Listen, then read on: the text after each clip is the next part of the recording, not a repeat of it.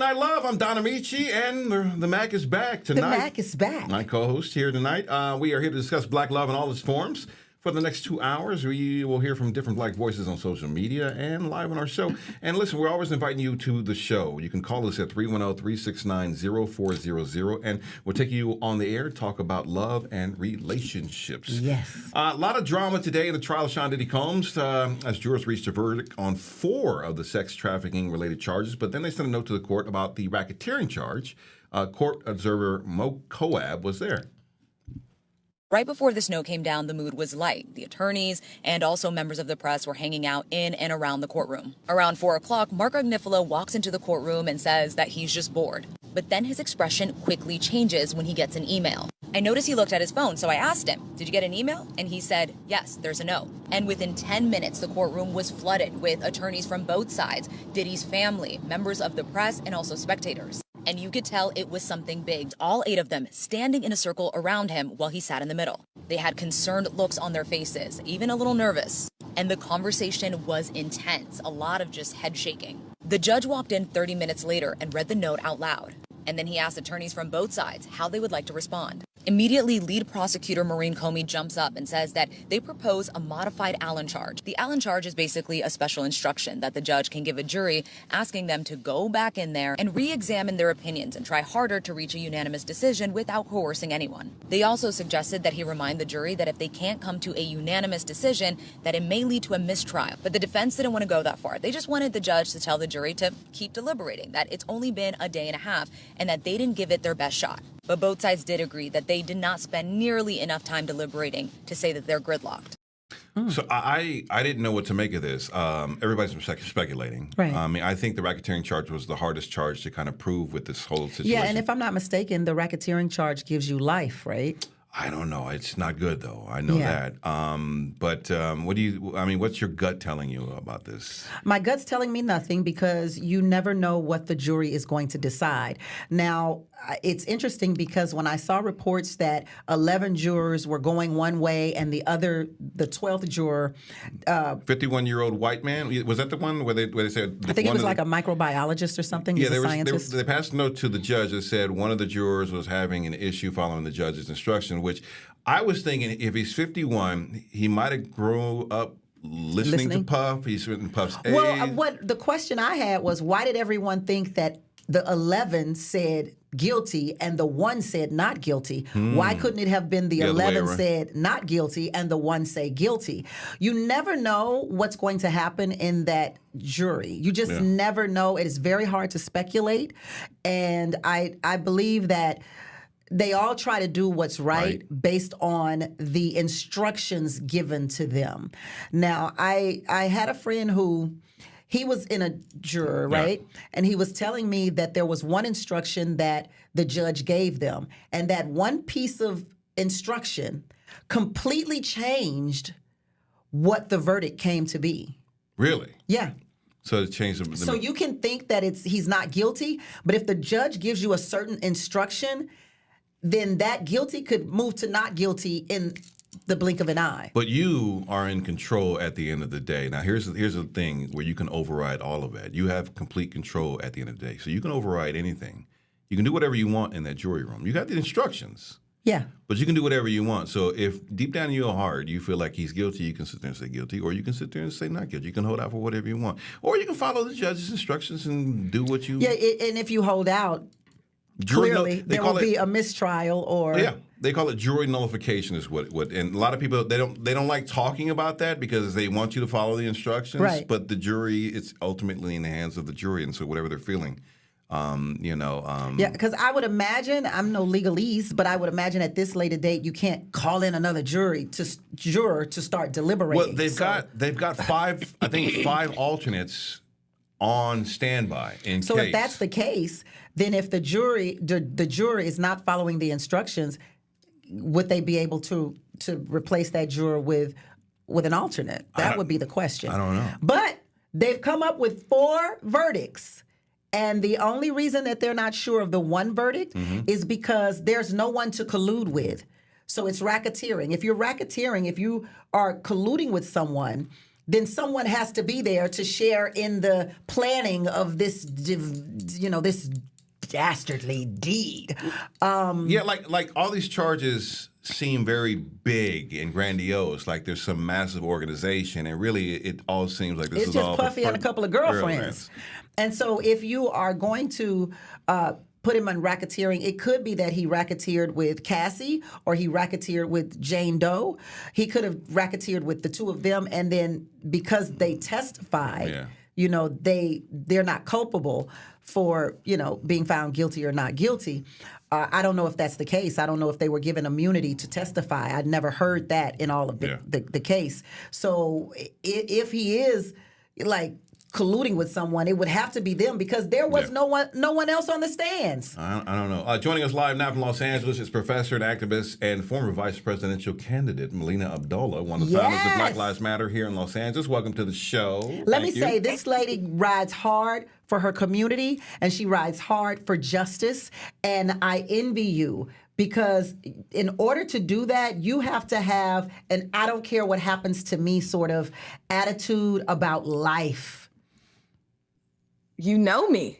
So yes. One of our mutual friends, Dominique DePrima, tells me often I should care more. I care about heeding my purpose and, following what I believe God's direction for me to be. And that's all I care about. And I have my children, and they're almost all raised. They're 21, 18, and 15. And anything after this is icing. So as long as I'm following purpose, I'm good with it. I have a little jar in my house, the Melina Abdullah jar for bail money, just in case, because you're always out there fighting the fight. He's got your back. I got your back. Thank you.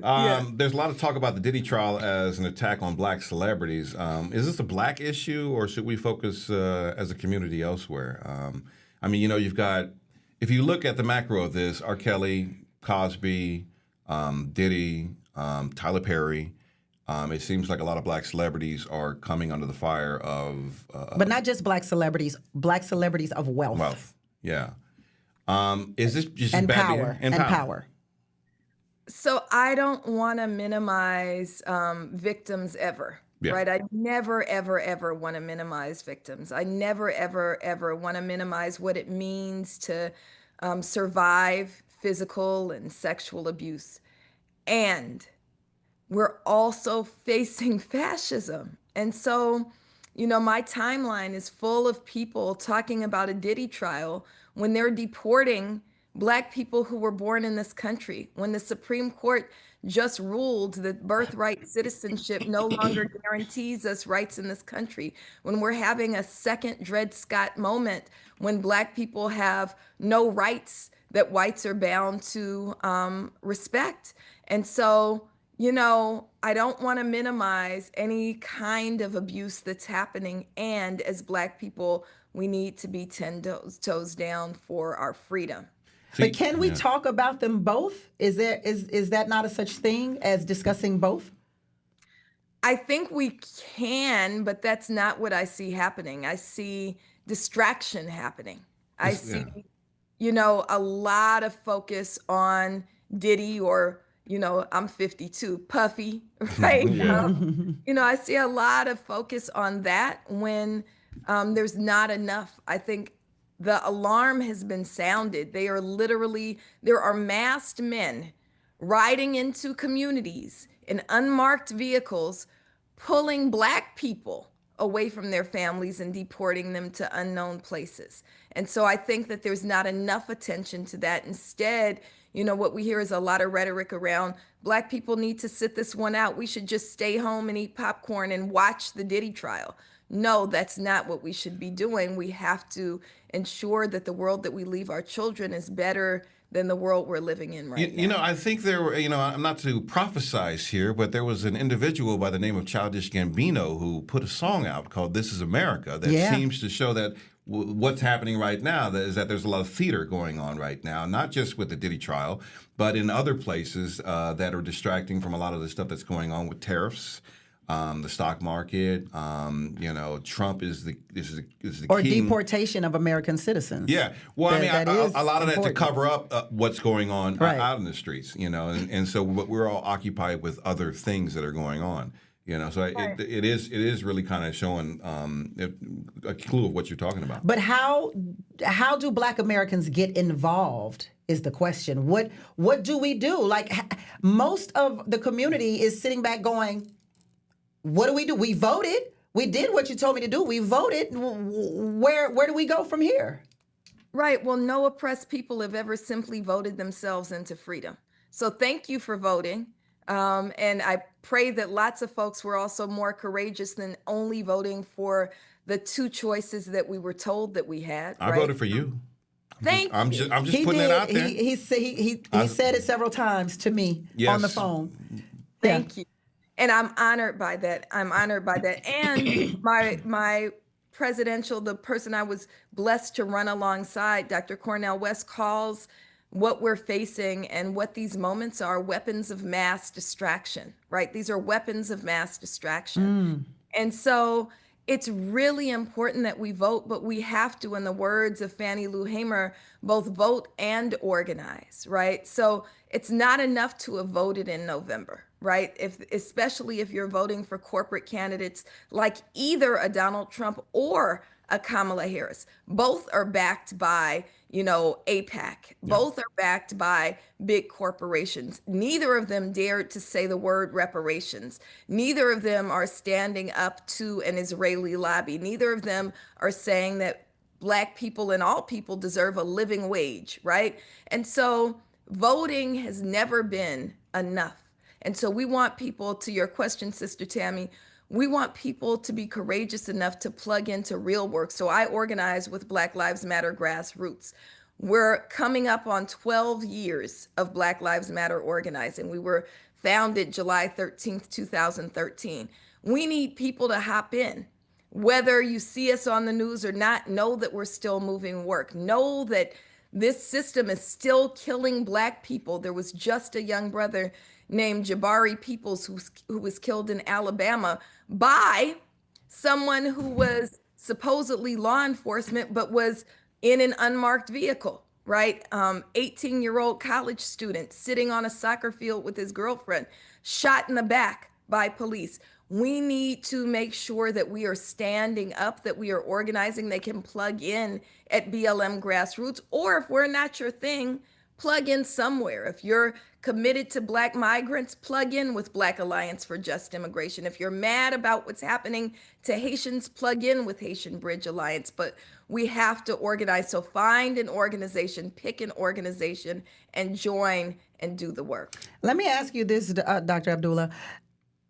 What about the youth? We have a youth today consumed with social media and the internet, and it's very difficult to convince them to march, to protest, because they feel like that's gotten us nowhere. How do you feel about that? Well, I think that's what we're told. But Sister Tammy, you live in LA like I live in LA. And these kids here are the ones who say, what we want in our schools, we want a Black Student Achievement Plan. Do you know what's not in the headlines is that the Black Lives Matter Youth Vanguard and Students Deserve just won $175 million annual investment in Black students. And they did that by going to school board meetings every single Tuesday, by doing a sticker campaign where they handed out in LAUSD schools these stickers that all the kids, mostly Black kids, were wearing. And so it's not on TikTok all the time, but these kids are doing it. And I know 3 of my kids are involved in it. So we have to organize, stay together, come up with a plan, and basically work towards our own goals because nobody's going to come and help us but ourselves at the end of the day.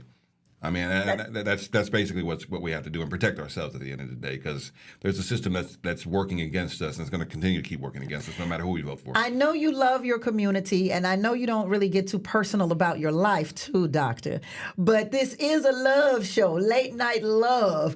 So let's talk about your love life and how does protesting and being an advocate of the people, how does that help or hinder your love life?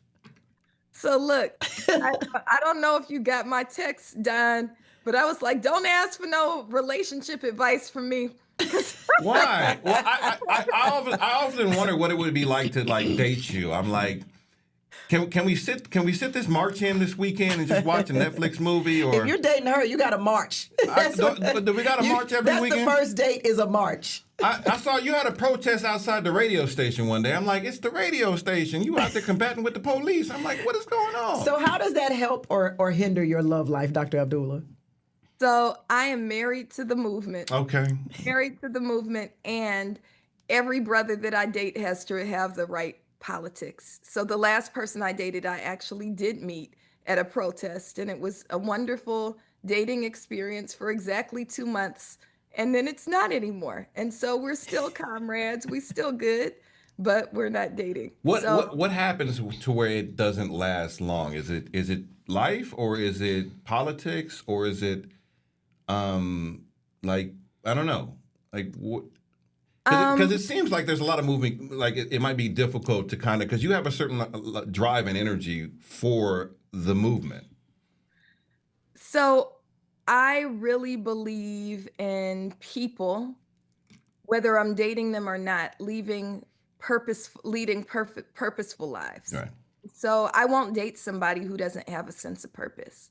And I also believe I'm Muslim, and I also was raised Christian, and this idea of being equally yoked is really, really important to me. And so what that means for me is sometimes it can be a challenge for brothers to be strong, but also know that my strength is a complement to his, not competition.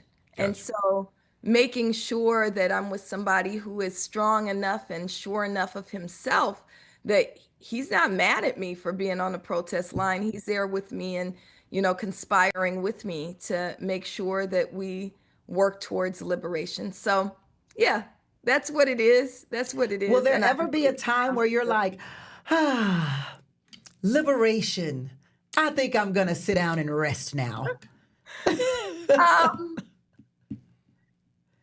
No. I don't know who said it, but they say you can sleep when you die. So what would that look like to you? What would it look like to you, Dr. Abdullah? So I also want to be real clear that I don't live, I don't want to be a martyr, and I don't live a life of just sacrifice. This couch is mostly used for playing dominoes, right? Okay, so fun is in the equation. Yeah. Okay. Yeah, and I play dominoes with my comrades, right? I play spades. We be having spades nights up in here till 4. Invite me to spades night, please. Really? Yes, ma'am. I didn't know you. I need a partner. Absolutely. My car broke down. So look, so I'm gonna hit you up. Listen, I'm down for the dominoes. I just learned not to get involved in spades. It's not a game that I'm good at, and you get cursed out for playing bad. So you will. All right, Dr. Melina Abdullah, thank you so much. Dr. Thank Melly Mel you so much. online. Follow her and keep up the good fight. We're supporting you as always. Thank you. Appreciate you both. All right. Thank you. Up next, rubbing your foot under the table and other red flags with wellness coach Nicci Morris. When rubbing late night your foot love under the table continues. that's a red flag. I thought that was a go. I thought that was a green light. Yeah, we'll hear the whole story when we come forward.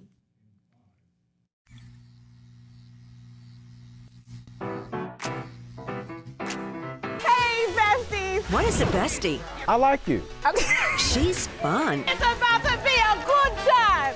She's always looking out for you. Since you're my bestie, I will handle it for you. She makes you think. Here to uplift and empower. She's always encouraging. You are that girl. Chelsea Edwards, your bestie in daytime. I get the spiritual moments. Chatting with Chelsea. New episodes weekdays at 5:30 or stream anytime on Fox Soul. I wonder if you know that I want the best for you. But how long will you fight solo? I wonder if you know that we can get help.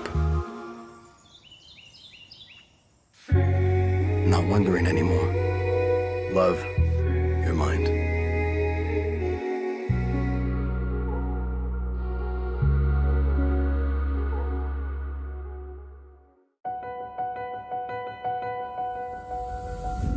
As we work to get through these times together, You may not be thinking about blood donation, but blood is needed to save the lives of people who are sick with a range of illnesses. It's easy and safe to give. If you are in good health, please donate. We need heroes now. Visit redcrossblood.org to schedule an appointment. What do you think you're doing, Kevin? Was just gonna drive home. There are several warning signs present that you shouldn't be driving. Like hearing voices? Like your text-to-emoji ratio? Oh man, the selfies. Selfie, nailed it. We all have warning signs that let us know that we're probably not okay to drive. Mine is pretending to be your subconscious. Craig, come on man, let's split a ride home.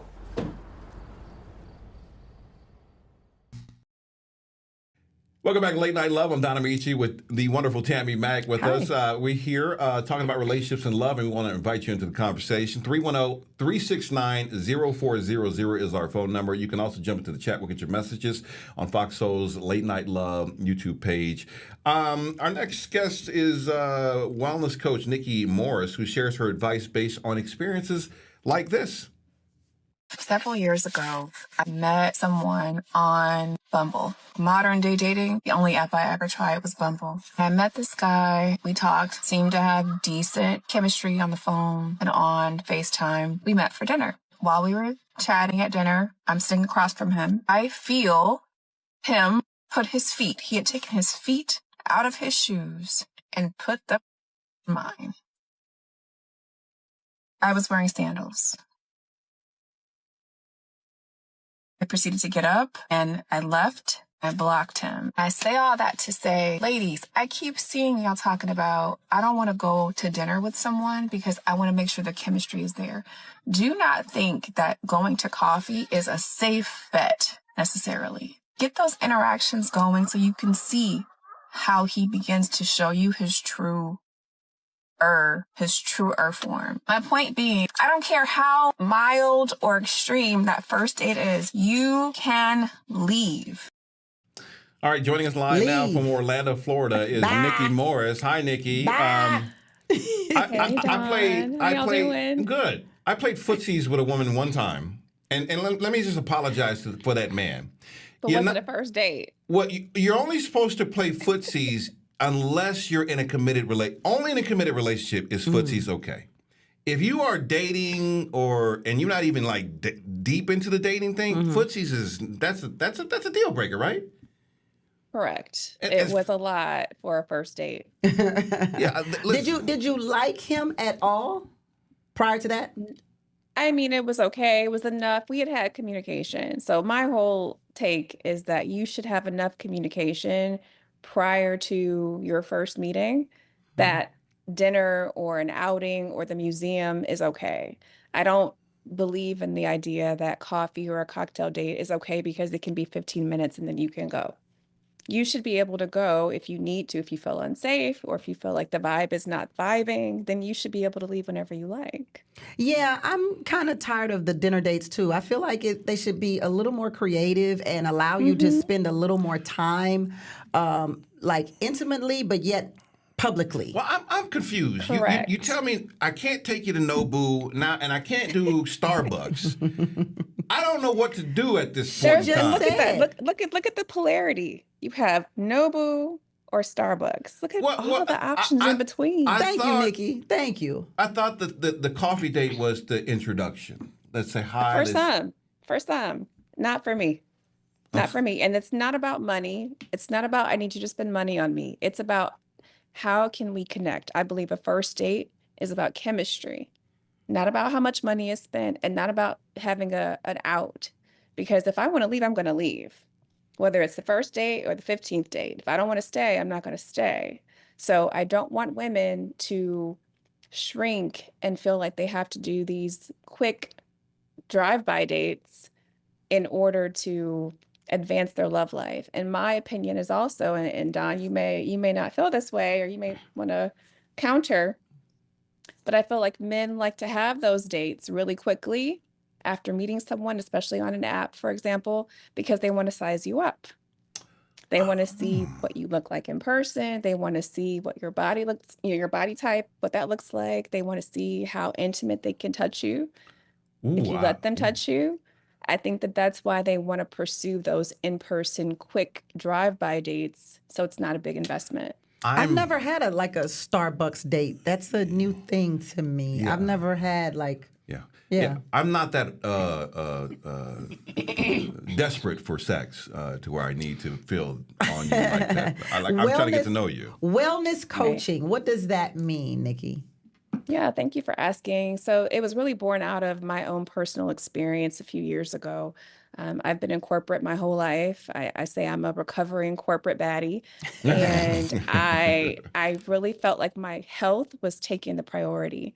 I had a breast cancer scare that lasted about 2 years. And, tons of imaging, tons of testing. And thank God I found out that it was inflammation. But at the same time, I realized it's inflammation. And it was coming from poor diet, poor sleep, high stress, trying to juggle all of the things I was trying to juggle. I was really making myself sick.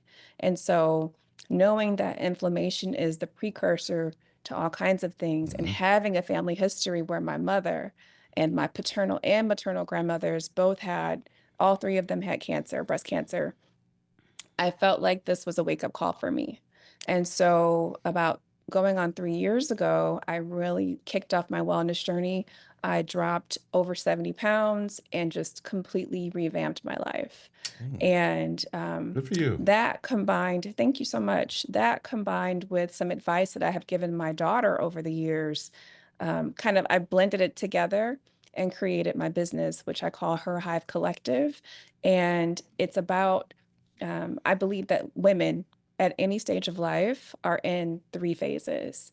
You're either in your flower stage, you are in your worker bee stage, or you're in your queen bee stage. And no stage is better than another. There's not a sort of hierarchical view. People tend to think that if you say queen bee, she's in charge and she's in control and she's running things. That's not how hives work. Right. Really, if you want to know, the worker bees are really in charge. Right? Because they're the ones who get to determine who the queen is, whether she's doing a good job. If she's not doing a good job, they will take her out. Literally, they'll murder her, right? And then on top of that, you have the flowers, where if the flowers aren't there, there's no honey, there's no nectar to be made. So it's really this kind of interdependent ecosystem. And that's how I look at women. So whether you are in your flower stage, which is where you are focusing on metacognition, you are focusing on thinking about thinking, or you're in your worker bee stage where you're using all of that data that you compiled in your flower stage, and you're using that data to practice and put things into application mode, or you're in your queen phase where you're taking all of that experience and you're really focusing on iterating and birthing ideas. All of those phases are important, and it's not linear. You don't reach one and then you're done. It's a continuous sort of shift and ebb and flow in a woman's life. I like that. So I call it Her Hive. Thank you. I like that. I think that's kind of, I can see the clarity in that. I like that. Where can they find out more information about that? herhivecollective.com is my website. And I'm Nicci Morris on all of the platforms. So Nicci, does your wellness coaching include relationship coaching? Is that the cusp of what it is? That's not the cusp. It's a part of it because it's a holistic approach, right? So I have clients who will ask me questions or ask for my kind of wing woman advice, and I'm happy to share it, but I don't profess to be a love expert, a dating expert, anything like that. I have my experience, and as a woman who's pushing 50, I feel like it's on me to share with my sisters, my nieces, my daughters, things that I've experienced, right? I always say I tripped and fell so that you don't, so that you can run, right? I'm happy to share mistakes that I made, and there are plenty, so that people who are younger coming behind me don't have to make those same mistakes. Right. Can you talk about your diet and did you de-stress your life? Yeah, I did. I left corporate over time. It wasn't an immediate overnight, like a light switch, but over time I pulled myself out of corporate.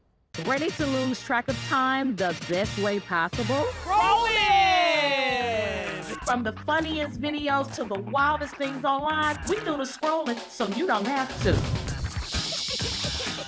It's Usher. He had that synthetic hair melting. You hear me? Why y'all talking about that lady hair like that? Ain't he alone? Catch us every weeknight, 7 p.m. Central on Fox Soul. Louder for the people in the back. I know you're going through a lot. I wonder if you know that we can get help. Let's see how far we can go. Love, your mind. Welcome back to Late Night Love. I'm Donna Nicci with Tammy Mack, and you can join the show. There's a QR code right there on the screen, or you can call this number, 310-369-0400, or you can jump into the chat on Fox Soul's Late Night Love YouTube page, and we'll get your comments about the shows. We're talking about love and relationships. Poster Nardos Daily is back with more of her harsh truths. Honesty is a very expensive gift. Don't expect it from cheap people. If people are gossiping about you, good, because people don't gossip about nobodies. Never chase a man. If a man wants to be chased, call the cops on him. If he's not a provider, then he's a dependent. Men fall in love with what they see and women fall in love with what they hear, which is why men are always gonna lie and women are always gonna wear makeup. If you don't know who you are and don't have any identity, the world is gonna tell you who you are. Haters are obsessed fans with no self-awareness. What do you bring to the table is a question of a non-provider, dusty man, okay? If a man asks you that question, run. If everyone likes you, then you've abandoned yourself somewhere down the road. The more you do for a man, the less you'll do for you. The more attention you give a man, the less attention he gives you. The more you consider a man's feelings, the less he considers your feelings. The longer you can keep going without being able to see the results of your efforts, the bigger you'll be able to win in life. People with no identity will always hit on those that built theirs. People who say you think you're better than everyone already believe it. There's no such thing as unconditional love, okay? Unconditional love only exists between a mother and her children, not between a man and a woman. Think with your head, not with your heart when it comes to men, okay? Because men are not thinking with their heart when it comes to you. They're thinking about how you look, how you make them look, and what they can get from you. How do you know when a man is lying? When his lips are moving. If his lips are moving, he's lying. I don't agree. Well, I don't agree with the last one there. 98% of what she said is very true. No, and when I gossip, sometimes it be about nobodies. No way. Well, sometimes I'm gossiping about somebody that ain't got nothing going on for his or herself. Well, you may not think they got nothing going on, but they may be powerful enough that you they're not. No. We don't know. Listen. Yeah. That one was not me, but the rest of it, okay. And I mean, like, if a man's mouth is moving, he's lying. Come on now. That was a little harsh. That was harsh for y'all. You know, come on now. We don't. Let me see. How often do men lie? Let's see. We don't lie. First of all, black men don't lie and black men don't cheat. All right? I think that's the gospel.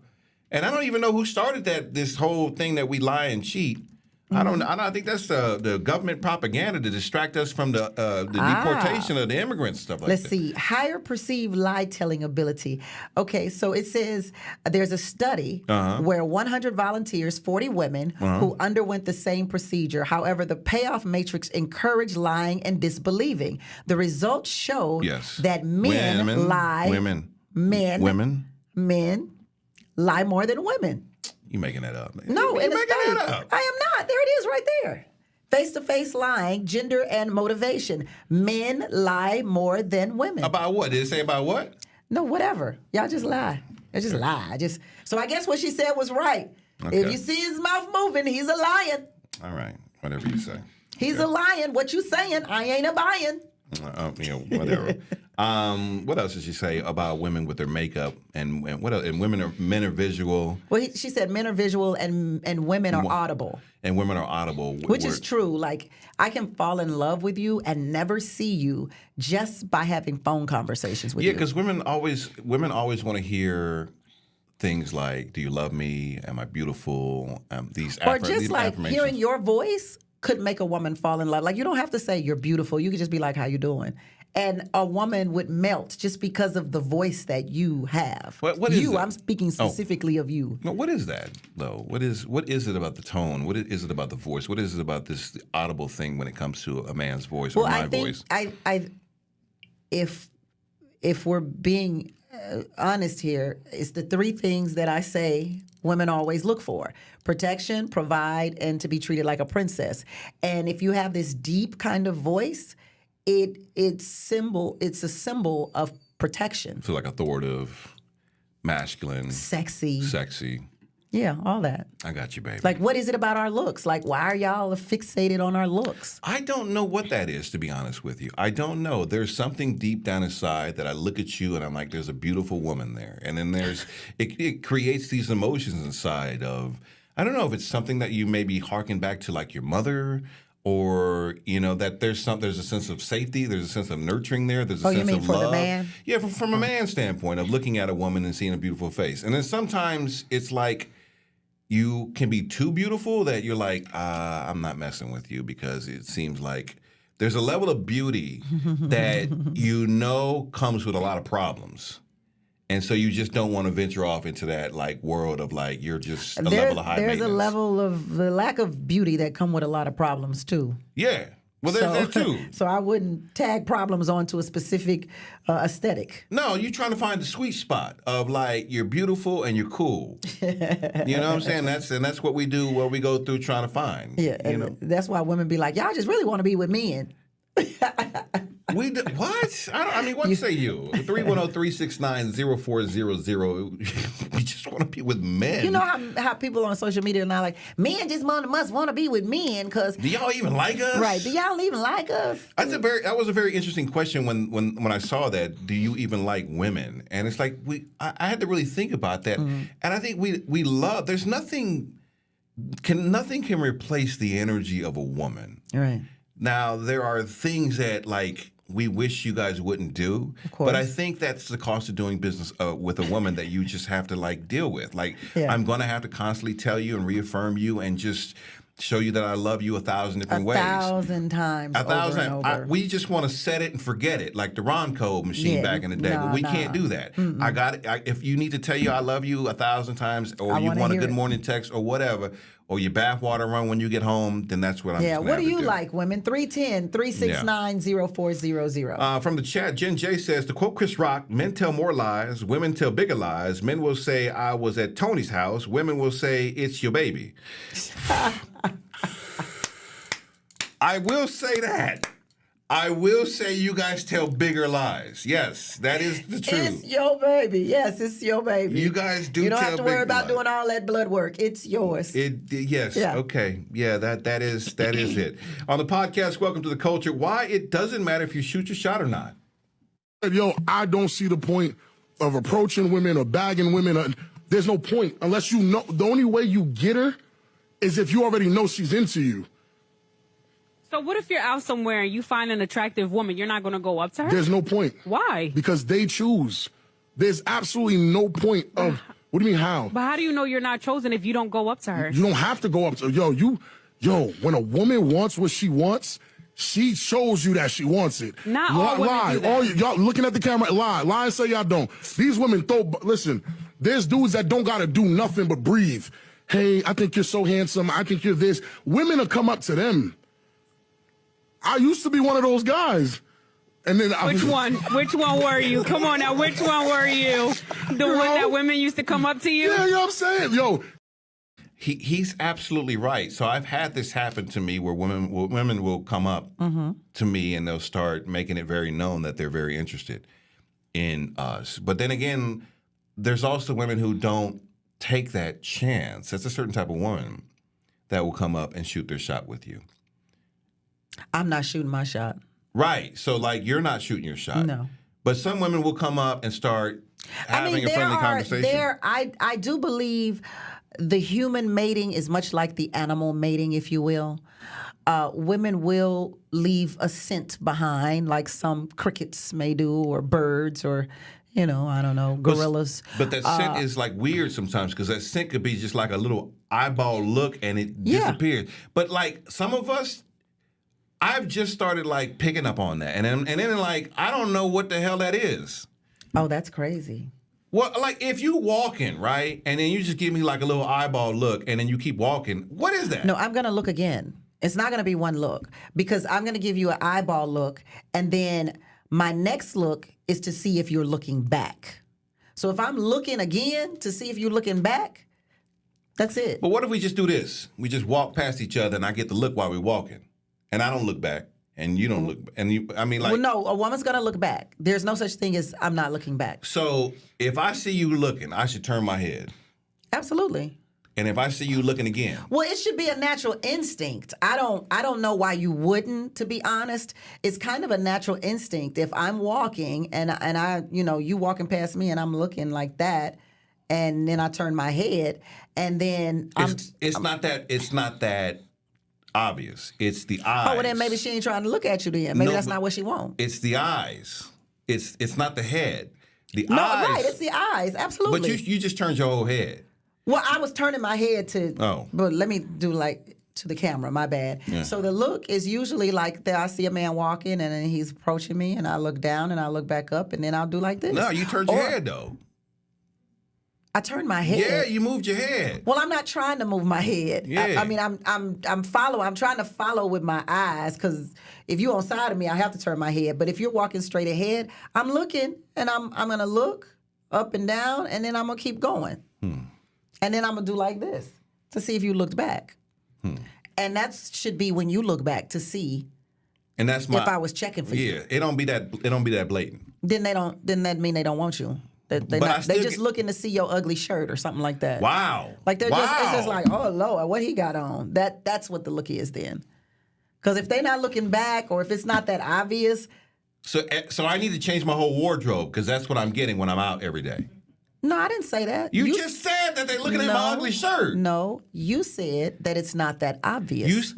Listen, today. And I'm telling you, if it's not that obvious, then she's not checking for you. I'm walking.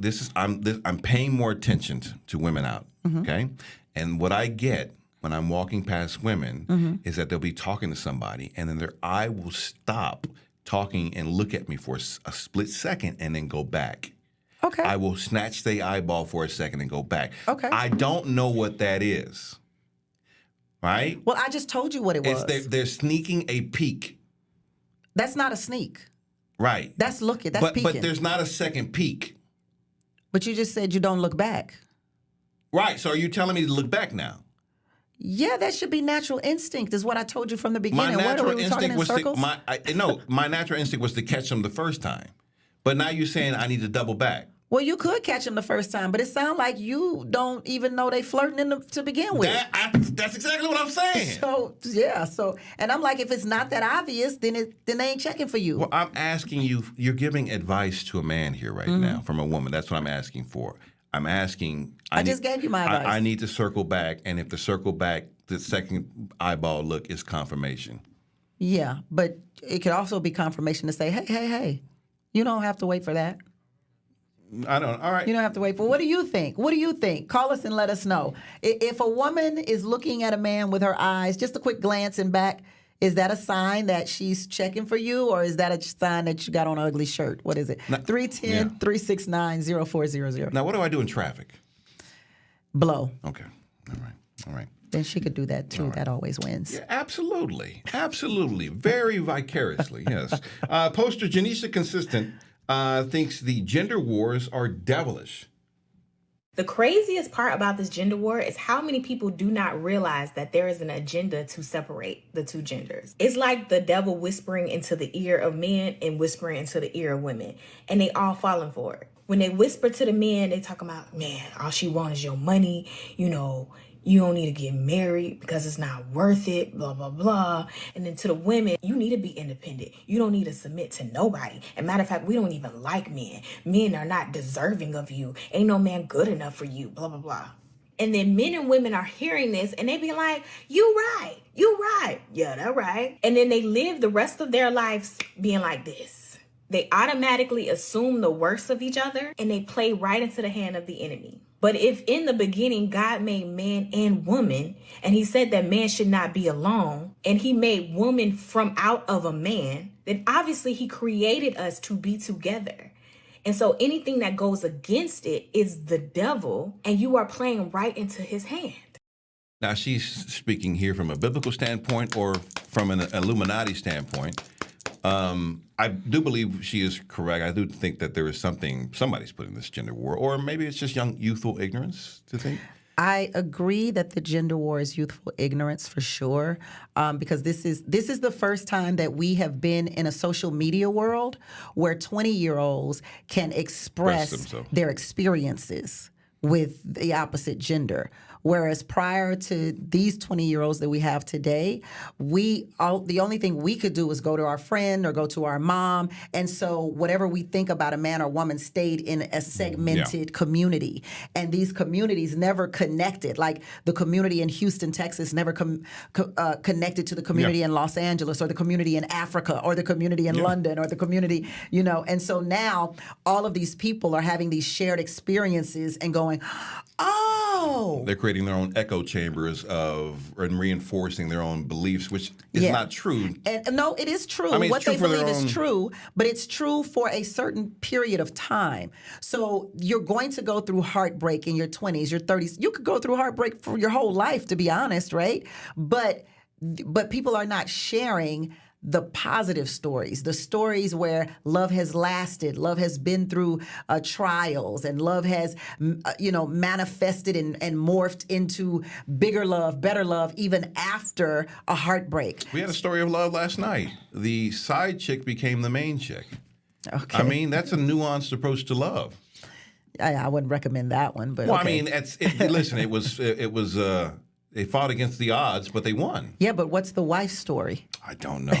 I don't know. That is the story that will echo in the minds of many, not the other one. I promise you that. I think love is a very nuanced thing, and it is triggering to be hurt, and that is kind of a shared experience because we are going to get hurt. And once you're hurt, you never want to be hurt again.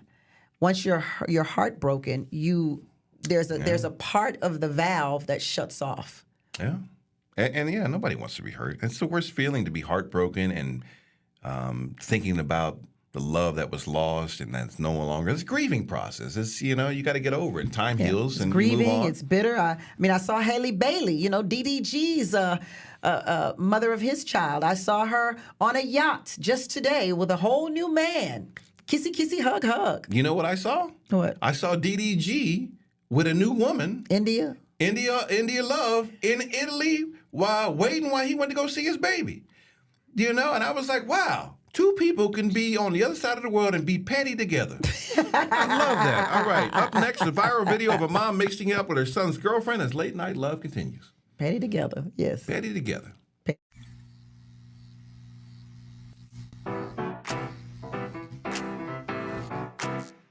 I was a quarterback at Hardaway High School. College first-round draft pick during the football season, I would stop eating. But I didn't know I was depressed. We didn't have any education behind what mental health was. I started to learn it starts here first. If this is together, I'll be better as a father and as a husband. We have to redefine what being a strong man is and heal, love your mind.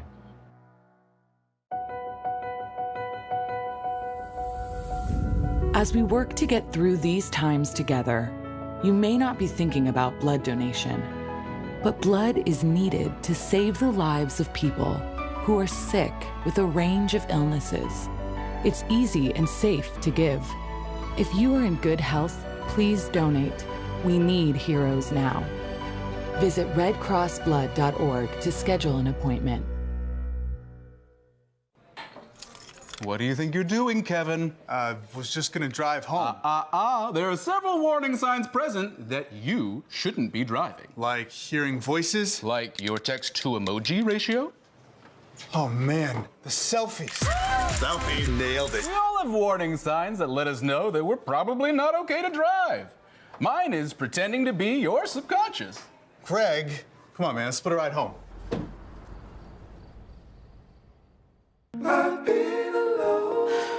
I wonder if you know that I want the best for you. But how long will you fight solo? I wonder if you know that we can get help. Not wondering anymore. Love, your mind.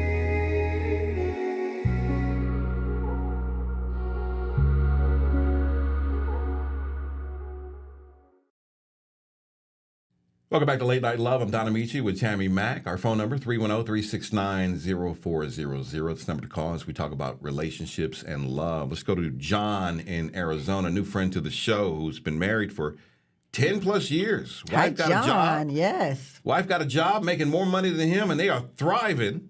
John wants to talk about, I guess, a woman's advances. What say you, John? Yeah, hi, Don, my new friend. By gosh, you've got a good memory. Hey, listen, man, come on anyway, Yeah. But Dr. Mack, she's lovely, but she's a bit out of her mind if she thinks it's just a look back, as you pass by is going to be, enough to get a guy to... We're oblivious. Women need to understand it. Well, that's what I was trying to get. That's John. I was trying to get to her. But go ahead, John. Go ahead.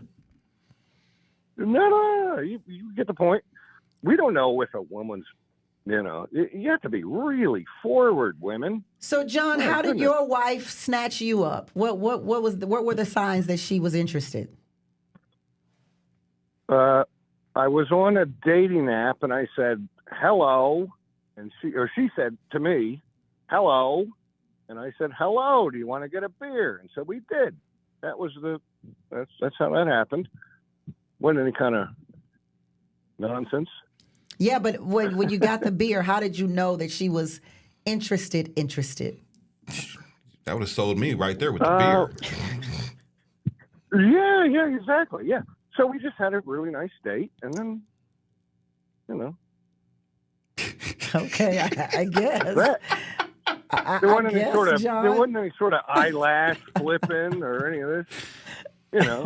He said she didn't bat an eyelash. Well, I mean, but I guess it was different though because they were on an app and they met at first. So I think that's how it was. Yeah, but still, what I'm saying is you have to know how to ask for a second date, right? Different. But so what were the feelings on the date? Oh, like how did you know to ask her for a second one and that she would say yes?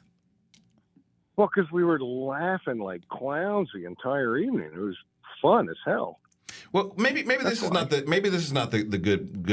good one. Was there ever a time in your life where you got the signal to approach a woman? Yes, and I miss the opportunity every time. Okay, what was the signal that you got that you missed? Oh my gosh, I'd have to think back pretty far, pal. But Did she bat an eye? My point is, did she send you a drink? Signals. Yeah. You don't remember what the signal was? No, I can't think of a specific example. Sorry. Yeah. I'm telling you, if a woman is looking at a man, if she's looking at a man 2-3 times, that is the signal for you to walk over. Okay. Well, that is it. I mean. Well, John, thank you so much. You know what? Real quick. You're correct, Dr. Mack. That is completely correct, and I've done that. All right, John. Listen, you and John. that wife keep thriving out there in Arizona, and thank you for being a fan of the show. Okay, John. Take care. All right, thank you. Nice talking to you. You got it. Poster life coach Sean puts some male texting behavior in perspective. He messaged me this morning and said, hey, let me know if you still want to meet up somewhere the day of this date that we were supposed to have. So I texted him back and I said, hey, it was nice meeting you. I'm no longer interested. Thank you for your time. He responded and said, LOL, why not? Just curious. Should I even respond? No. First and foremost, it's not your job to teach this grown man anything. At his big age, he already knows if you're planning a date with a woman, you actually have to have some plans. No, what he's hoping for is to start the conversation up over again, maybe get you to change your mind. But the fact that he even tested you like this is a red flag. He wanted to see how desperate you were for a date. Are you desperate enough to let him just give you some last-minute date? Let men like this know I'm not the kind of woman you could just, spring some last-minute date on. I prefer the kind of man that plans things. That's what men do when they're genuinely interested in women. I'm not saying you should never have a spontaneous date, especially if you've been dating for a while, but in the beginning, a man shows you how he feels about you by the amount of effort he puts into the date. I think he realized a little bit too late that he underestimated the kind of woman that you are, and he's hoping for a chance to change your mind. Or he could be like some men who want to start the conversation over again because he wants his chance to insult you. Because once you say, I don't like men who do this, he's going to say, well, I don't like women who do this. Then he wants to block you. I think he wants the last word. He knows exactly why you don't want to talk to him anymore, but he wants to see if your self-esteem is low enough for him to talk you out of it.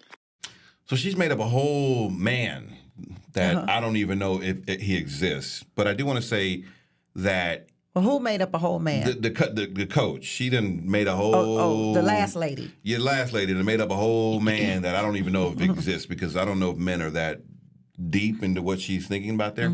But I will say that this young man did fumble the ball. If you made plans with a young lady, I think that you need to reiterate those plans and be intentional about those plans over the day. Just checking to see if we're still on for Friday, and then have a plan for Friday. So what exactly happened? I think that he didn't really take it serious and was like, oh, you know what? Let me check and see if we're still on for this date Friday. I think it was not something that was a priority in his mind, just by the lacks of commitment to the young lady with the text was message. He not? I was unclear about where he stood because was he not checking in? Hey, are we still going on a date? We don't have that much context in that other than did he not do that throughout the week? He did that the day of. So, if we make plans and you're hitting me the day of, are we still going out? That's a question for hey, I'm just checking if we're. That's if I hit you Monday. Hey, you want to go out this weekend? Yeah. And you're like, I'm free this weekend. I be thinking, everybody, y'all thinking too much into this stuff. It's just too much. You're reading and analyzing the death out of just simple, ordinary stuff. Like, if I say we're going out Friday and it's Monday, maybe I'm busy Tuesday, Wednesday, and Thursday trying to knock stuff out of my schedule so that I can clear everything and be on for Friday. So Thursday I hit you, hey, Friday we good, 8 p.m. I'm there. Then I hit you Friday, hey, I'll be there at 8. I don't understand why I got to check in Monday, Tuesday, Wednesday, Thursday. No, I'm not saying that. I just think sometimes women, we analyze the death out of stuff. That whole da-da-da to your friend, what this mean? You know what I'm saying? What this mean? He said, yes, I like that. What this mean? Literally, we do that. I know we do it because I do it. Well, I do it. I think that's just how your brains work. I think you guys want it to make sense to you in the way your brain works. Stuff. Look, we analyze stuff so much that we single. That's how much we analyze, because sometimes it just doesn't take all that. Sometimes a man truly had a bad day and couldn't call a day, or lost his job yesterday. Sometimes something really did happen. But what you said was appropriate for what a man should do. I don't think if you make plans on a Monday, you should be calling to reconfirm on the day of the date. I think you should be like, hey, Thursday, just checking to see if we're on for tomorrow. I got plans for us. And for me, I think a little bit, I'm wondering why we not talking Monday, Tuesday, Wednesday, Thursday, Friday anyway, because I love to talk on the phone. That's a hard one. I want to talk to you all the time. I want to fall asleep on the phone with you. I'm a talker. I want to talk on the phone. I want to talk on my way to work, on my way home. I want to go to sleep with you on the phone. I want to watch a movie with you on the phone. Why are we on the phone? Can I just come over there? This is another indication. And I will be asking. I don't feel like I'm being desperate by asking, hey, if we on the phone, can I just come over there? I don't feel like that's being desperate. I don't think it is, but I think if you're not talking to the person that you're going out with. Maybe it's a first time meeting or something. Oh, no. If you're not talking on a consistent basis 2-3 times throughout the week, I think that's a sign that they're just not into you yet, or they haven't got a chance to get to know you. Right. And that may be a flag that I think maybe give it a date. And if look, if y'all just met, y'all planned a date and everything, cool. That's cool, right? And y'all don't talk Monday through Thursday or whatever, that's fine. You don't know each other yet.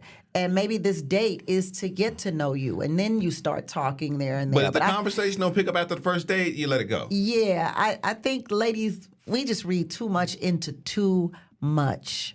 Yeah. Too much. I'm with you on that. I'm with you. You can't. We read ourselves and analyze ourselves to singleness. And she was a little angry. The first lady or the second lady? Yeah, the first lady was not angry. She was like, yeah, I'm not interested anymore. Now, what do you think about the first lady? She was talking about, he asked, can I ask the reason why you don't want to go out with me? Should she have called him back and gave him a reason? I think that's up to her. You know, if she's really not interested, she could give him a reason and then just be done with it. Or if she's really not interested, I don't even want to give you a reason. She doesn't have to respond. You know? You don't think the teaching moments for people? I mean, it's not my job to teach you. I know it's not your job. Yeah, so why I'm concerned about I'm not a teacher. Why am I teaching you? No, learn through your consistent mistakes of whatever you did with me. So you're just gonna leave a broken man out there for the next one? Who said he's broken? I mean, you just not calling me for the date. You ain't too broken. You got something on the schedule. Something's on the schedule, my man. You're not about each one teach one, huh? No. Your mama should have taught you that. Your daddy should have taught you that. What happens if it takes a village? I'm not a part of that village. Your village should have taught you that. You would teach your sister though. Your village, yes. I'll teach my sister. Yes, you would. And what? Text him right now. Text him. I'm no longer interested, and don't respond back. Wow. All right. There's a video making the rounds showing a mom getting into it with her son's girlfriend from posters Django's daddy. Django's daddy. It is your mom, but she doesn't know boundaries. Tell her, what don't you understand? Okay, so can you? All right, so I'm gonna give you an example. So if we was to go on vacation, I don't want to hear no example. What about how I feel? So it's your mom over me. You don't care about how I feel. It's a great balance between both. But it's always you, but it's gonna be my mom too. Miss Audrey, ma'am. Mom. Excuse me. Don't go, please. Audrey, Tyler, shut up. Audrey, let me get you straight. That's my son. I don't know how you grew up or whoever raised you, but that's mine, okay? And that's what I need you to understand. It has nothing to do with you. My boundaries, you saying that I go in your stuff, no, I'm cleaning it because you're nasty. Tyler, I told you could have did better a long time ago. I love her. No, you don't. You don't know what you couldn't possibly know what love is, Tyler. She's only with you for your money. No, I'm not. Yes, you are. What do you do? What do you do for a living? You do nothing. I have an online business. You just want to sit here and be I have an online business. But what money does it make? It's Tyler's money. It makes money. No, it's Tyler's money. It's not your money. Who asked you to come in here? No one asked me. My son pays bills here. You don't pay bills, sweetie. Mom, okay. You don't pay bills. You pay no bills here. So are you going to let her talk to me? I can talk to her anyway. Please, because guess what? You came from me, Tyler. No, I'm saying, come on. You can't be disrespectful. This is way too uncomfortable. So this is a very tough situation. This is why you need to have your own place. That's number one. That way you ain't got to. Where were they? Obviously, I thought they were at his place. No, obviously they living at their mama house, or he living with his mama. No, obviously, this looks like that he. Well, she said he pays bills here. Right, but it sounds like they moving. Well, I don't know. It looked like she said he pay bills for you here. Well, then I'm like, you ain't gonna talk to my girlfriend like that, Mama, at my house. This is a tough situation to be in because this is what they call you're in between a rock and a hard place. Mm-hmm. You don't want to be disrespectful to your mother, but then you don't want your mother being disrespectful to your woman. And really, at the end of the day, it's best for you just to leave the keys on the counter and just walk out the door and just go find a new life. And hopefully, it'll work itself out someday. Just get on a Greyhound bus. Get on a Greyhound bus and just go somewhere new. And then hopefully you'll find a nice white woman somewhere in Iowa. And not have to approach these problems. My name is John. Well, yeah. Because I don't know how. This is a very hard place because you don't want your mother. I was unclear as to how it started. So I don't know who was in the wrong. Well, obviously the mother wanted a better daughter for his son. She doesn't like the daughter for whatever reason. No, the mother wanted a better girlfriend. A better girlfriend for the son.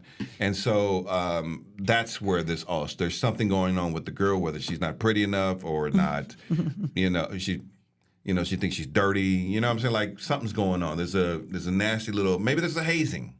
Yeah, or maybe it's a skit. Because I was totally unclear on what the issue was. I thought skits were supposed to be funny, but maybe this is a learning skit. Yeah, maybe this is each one teach one. Ashley on the phone, 310-369-0400. What's going on, Ashley? Hello. Hi. I am calling because I was in a relationship with someone for over 20 years. It was kind of complicated because I didn't know at the time that he was living with someone else that had a bigger purse than mine. And he was running for public office. So I put up with his mess. Now, well, you're the side piece? Oh, my God. You got to say it like that? I'm sorry. You were the bonus girlfriend. He was paying bills, okay? Okay. Put it that way. Okay. Okay. He was He was paying bills, buying groceries. No. Oh, okay. He was doing everything he was supposed to do. But now he laying in my bed October 2024, and then he gets married to someone else in November. But November is election, baby. Now. November is election. Yeah, but he married someone else with 2 teenage kids, and my kids was grown. He was here the whole time. My kids was growing up, taking care of all of us. Now, are the bills still getting paid? Yeah, I pay my own shit. Well, no. Is he still paying the bills? Is he still paying your bills? No, I don't want nothing from him. I want him to leave me alone. But I'm just saying. Does he leave you alone or no? Oh, honey, he sits across the street and look in the window. He gonna tell me, I thought you stopped smoking. Call my phone. I'm like, how do you know I don't smoke the cigarette? And he walked up in here. Oh, wow. So he was right across the street. So he's stalking you? And look, I went to a wake. And he was like, you went to a funeral yesterday? I was like, no, goodness. I didn't go to a funeral. I was like, no, I didn't go to a funeral. I went to a wake. I'm like, well, how did you know that I was down at the funeral home? I mean, like, this is weird. Okay, weird. So let me ask you this, Ashley. This is serious. Mm-hmm. Did he run for whatever office he was running for? Yes. And did he win? No. Oh. Mm-hmm. Okay. You think the family might have been for like show? If that's what I'm thinking. Like he had to get married in order to win the election and have a pretty little picture going on there. And now he's dumped everybody. Everybody got rid of them, and now he's back to what he knows. Well, politics. And I'm a little older. He got him a Beyonce looking heifer with 2 teenage kids. I see you. Yeah. I feel you, that old heifer. Yeah. Listen, I would take you over anybody. You sound like your mortgage is paid. But baby, huh? Yeah. I ain't so do you still have feelings for him? Hold on, Ashley. Take your time when you answer this. Put everything aside. Do you still, because 20 years, sis, do you still have, or are you still emotionally connected to him? I haven't had sex with anybody else since him. So that's a yes? Is that a yes? You still have some feelings somewhere in there for him? Probably, but I mean, I'm still angry that you. I mean, how dare you do this to me? Yeah, you can still love someone and have feelings for him and still be angry. Absolutely, you should be angry. Let me ask you: if he were listening, to you right now, and keep it clean. If he were listening to you right now and keep it clean, what would you? What from your heart? What would you really like him to hear and know? I would want him to just tell me how could he be laying up in my bed in October and get married in November, and my best friend had to tell me this. You know, it just that was a punch in the gut. Yeah, that hurts. That's betrayal. That hurts. That's betrayal. Yeah. That's trust, and that's a lot of Yeah, things. and I'm afraid if you go back to him, Ashley, he's going to hurt you all over again because he's going to feel like he can do it. Yeah. Thank you so much for the call and sharing that with us, sis. Hang in there, Ashley, okay? Okay, thank you. All right, Thank you. no more Oh, politicians. No man, more that's so sad. That's horrible. Yeah. Up next are apex predator men. I'm sorry. Are men apex predators? I don't know what that is. What's apex? Well, I don't know. As Late Night Love continues, we'll find out. We'll find out together. Yeah.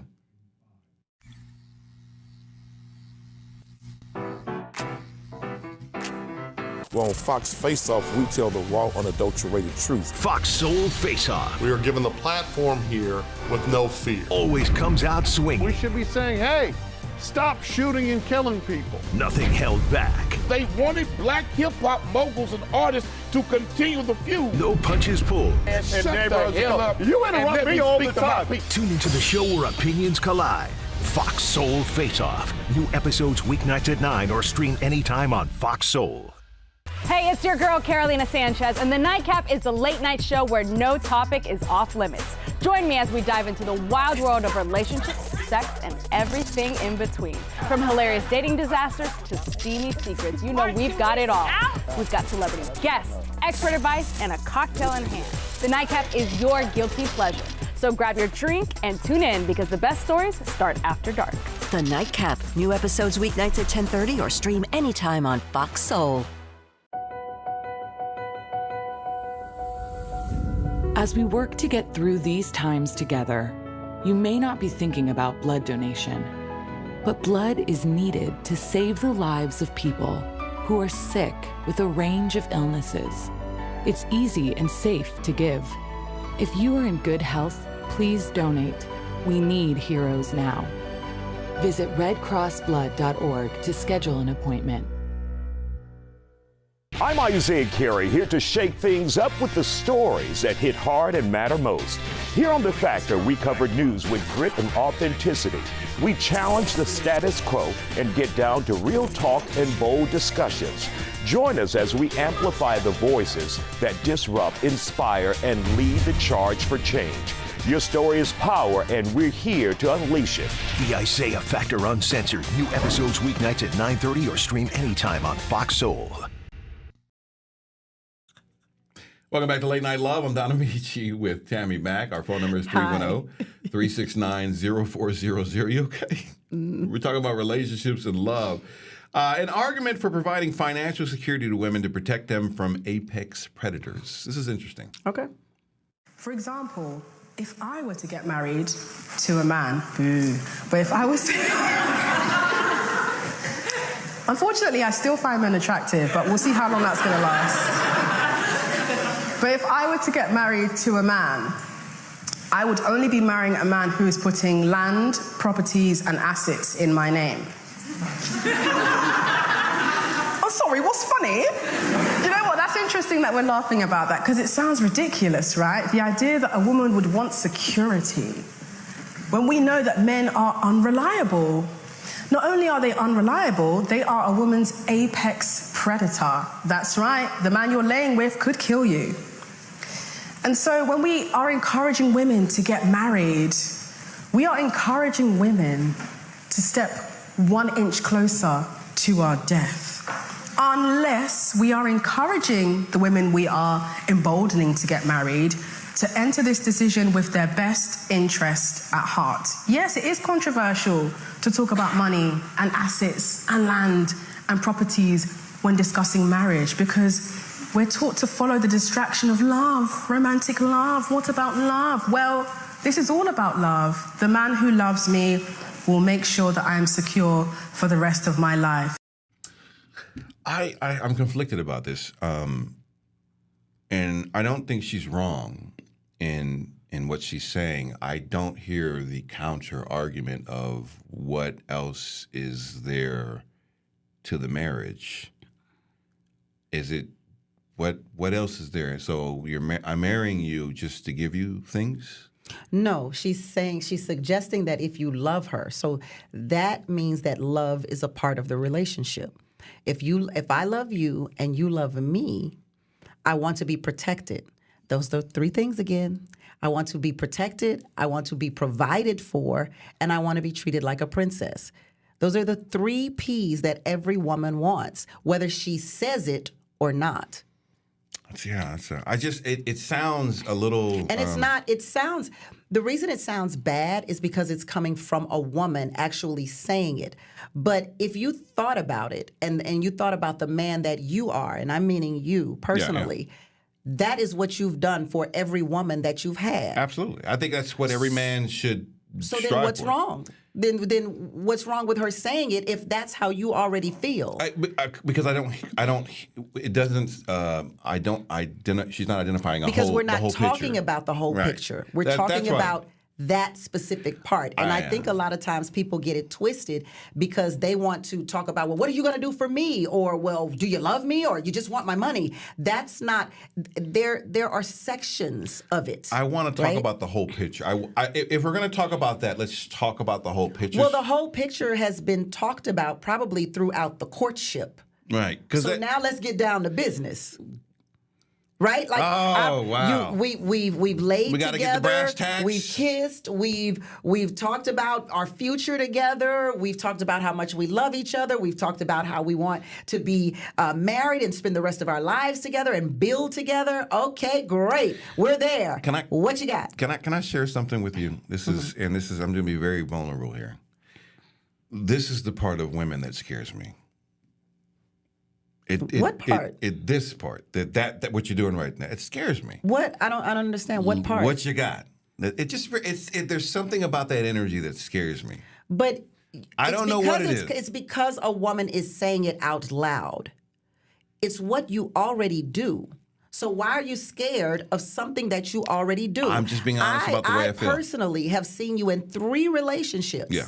And each of those relationships, you have paid the mortgage. You have paid for the food.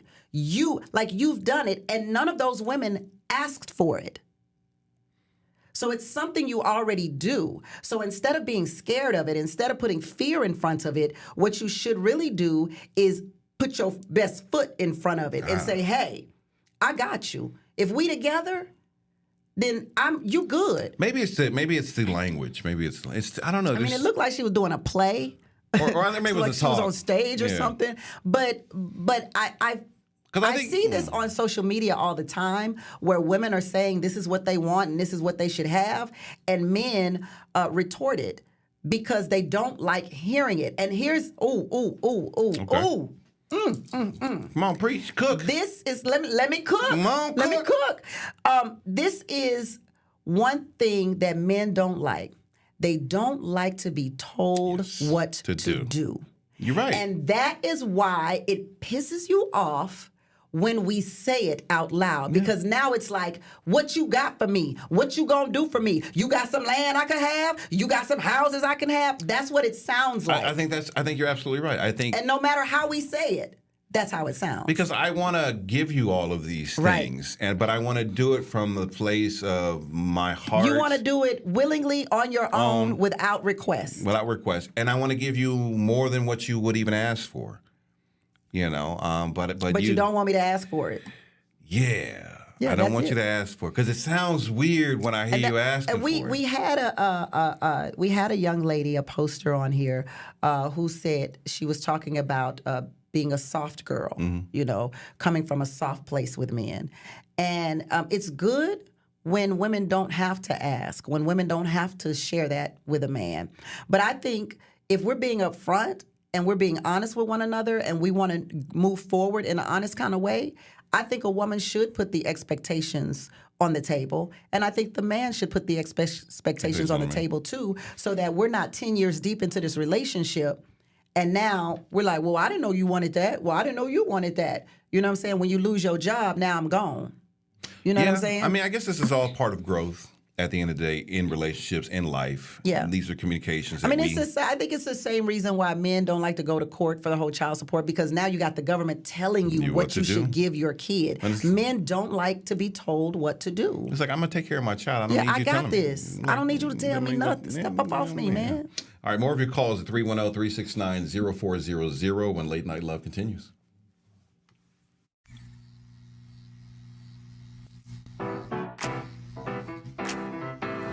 Hey, it's your girl, Carolina Sanchez, and The Nightcap is the late-night show where no topic is off limits. Join me as we dive into the wild world of relationships, sex, and everything in between. From hilarious dating disasters to steamy secrets, you know we've got it all. We've got celebrity guests, expert advice, and a cocktail in hand. The Nightcap is your guilty pleasure. So grab your drink and tune in because the best stories start after dark. The Nightcap. New episodes weeknights at 10:30 or stream anytime on Fox Soul. Well, on Fox Face Off, we tell the raw, unadulterated truth. Fox Soul Face Off. We are given the platform here with no fear. Always comes out swinging. We should be saying, hey, stop shooting and killing people. Nothing held back. They wanted black hip-hop moguls and artists to continue the feud. No punches pulled. Shut the hell up. You interrupt me all the time. Tune into the show where opinions collide. Fox Soul Face Off. New episodes weeknights at 9 or stream anytime on Fox Soul. What do you think you're doing, Kevin? Was just gonna drive home. There are several warning signs present that you shouldn't be driving. Like hearing voices? Like your text-to-emoji ratio? Oh man, the selfies. Selfie, nailed it. We all have warning signs that let us know that we're probably not okay to drive. Mine is pretending to be your subconscious. Craig, come on man, let's put a ride home. Hey, besties! What is a bestie? I like you. She's fun. It's about to be a good time! She's always looking out for you. Since you're my bestie, I will handle it for you. She makes you think. Here to uplift and empower. She's always encouraging. You are that girl. Chelsea Edwards, your bestie in daytime. I get the spiritual moments. Chatting with Chelsea. New episodes weekdays at 5:30 or stream anytime on Fox Soul. Welcome back to Late Night Love. I'm Donna Meets You with Tammy Mack. 310-369-0400. Our phone number. We're talking about love and relationships. We'll also get your comments in the chat. Head over to the Fox Soul YouTube page, the Late Night Love section of it, and drop us a comment in the chat. I feel like my hair looks like when Carol Burnett played Eunice on the Carol Burnett show. I love your hair. I love the whole outfit. The outfit is outfitting, but you always look beautiful, okay? It was like Eunice on Carol Burnett's show. Okay, go ahead. All right. You don't understand it. According to our friend, the relationship battle twin, women expect to be financially provided for, while men want something that they really doesn't cost anything. Popular opinion. A lot of women require a man to take care of their financial needs, but they cannot meet a man's needs, and his needs are actually free. He wants you to give him a lot of love, respect, loyalty, affection, attention, appreciation, take some accountability, know how to say I'm sorry, listen to him whenever he speaks, and to provide a safe space for him. And you can't meet any of these free requirements that actually just take a little bit extra time and attention from you. But you expect for him to provide for you financially in every way possible. You want him to take care of your hair, your nails, get you a new car, pay your rent, make sure all your bills is paid. Do all the little experiences that you want to do. Take you to a 5-star restaurant, and not for nothing, even name a 5-star restaurant, but you want him to find one and take you there and pay that bill, and you can't meet his needs, and his needs are free of charge. Why would he continue to meet your financial needs if you can't take care of his needs whenever it literally will cost you nothing out of pocket?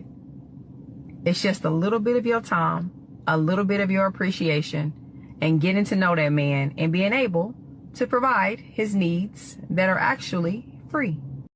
Well, I got a list of free needs too.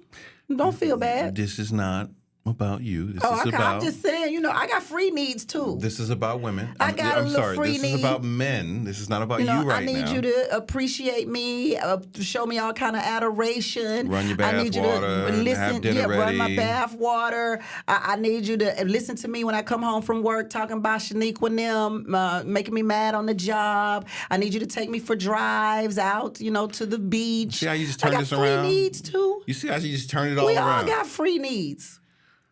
Go ahead. I don't know. I always wonder if women take the time to really understand their men, to really understand who they are, or they create this caricature of them in their mind about, you're X, Y, and Z. Do they really understand the nuance of their men? That's interesting. I would have to say no. No, we don't. And I will say the reason we don't, is because men, you guys have this machismo, is that what it's called? Bravado. From the moment you meet us, you play a character. Yeah. You play a character, a specific character. That character is a Prince Charming. Yeah. So you come to us and you load us up with $500 meals. This is not stuff we ask for, right? So I'm taking just an average relationship. I'm not talking about, a celebrity, a Cardi B Offset type of situation. Right. I'm talking about the average person. You know, you come to us. You buy us drinks at the club, right? Yeah. So you've already spent, you don't even know my name yet. You've already spent $100 on me. Absolutely. Right? You get my number. You take me out. You take me to the fanciest place that you could think of because you've not asked me where would you like to go. Well, I do want to say the drinks are more for me, not for you, but well, okay. Whatever. Okay. But at the club, you buy. Yeah. Turn up. So, that takes the conversation on a whole different direction, and I didn't think we were going there. Yeah.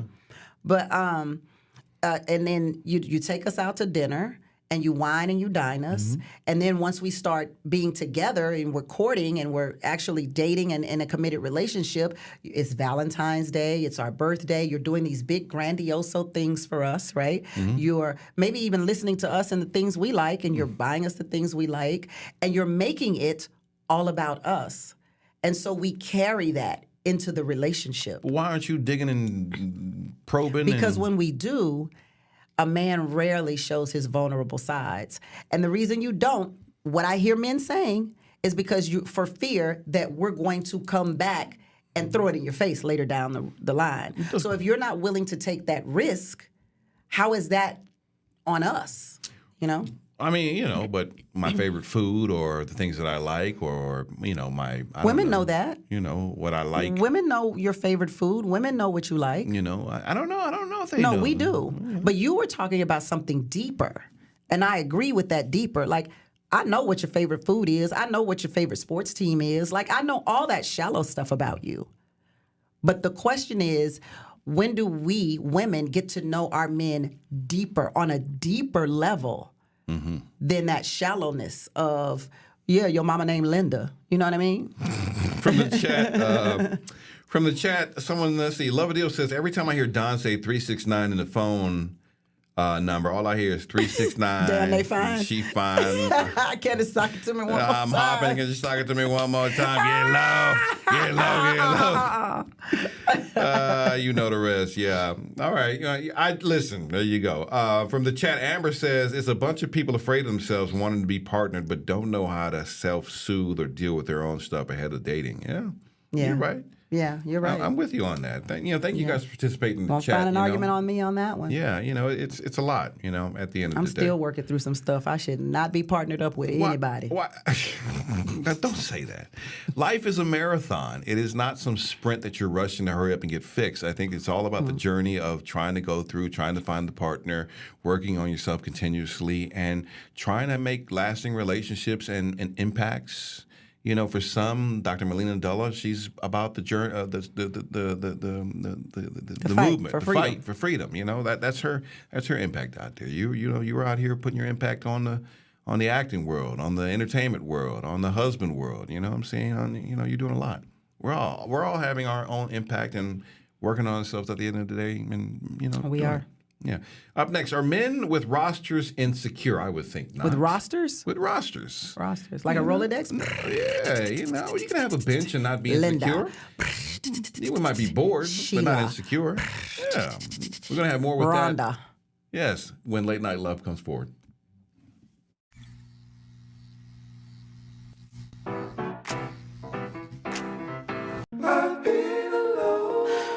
I wonder if you know that I want the best for you.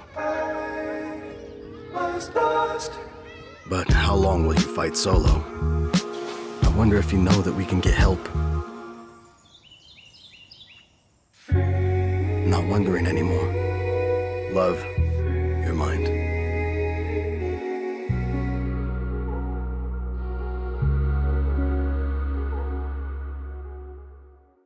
I was a quarterback at Hardaway High School. College first round draft pick, during the football season, I would stop eating. But I didn't know I was depressed. We didn't have any education behind what mental health was.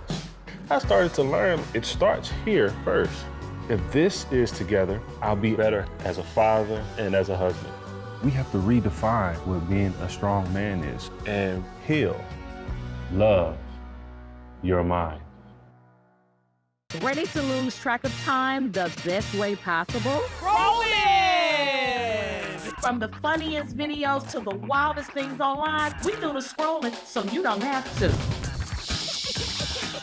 It's Usher. He had that synthetic hair melting. You hear me? Why y'all talking about that lady hair like that? Ain't he alone? Catch us every weeknight, 7 p.m. Central on Fox Soul. Louder for the people in the back.